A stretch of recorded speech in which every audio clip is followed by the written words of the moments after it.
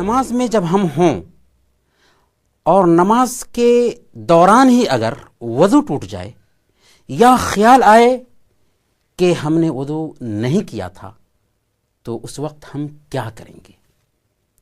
تو ایسی صورت میں آپ نماز سے نکلنے کا خیال کر کے نماز سے نکل جائیں، دائیں بائیں سلام پھیرنے کی بھی ضرورت نہیں ہے، اور اپنے ناک پر ہاتھ رکھ لیں، وضو کر کے آئیں، اور اگر امام کو نماز میں پاتے ہیں تو جماعت میں شامل ہو جائیں۔ البتہ جو رکعتیں پہلے پائی تھیں ان ساری رکعتوں کو دوبارہ ادا کرنا ہوگا، یعنی رکعتوں کا اعادہ کرنا ہوگا۔ سنن ابی داؤد کی روایت ہے، اللہ کے رسول صلی اللہ علیہ وسلم بیان فرماتے ہیں، اذا فصى احدكم في الصلاة فلينصرف فليتوضأ وليعد الصلاة۔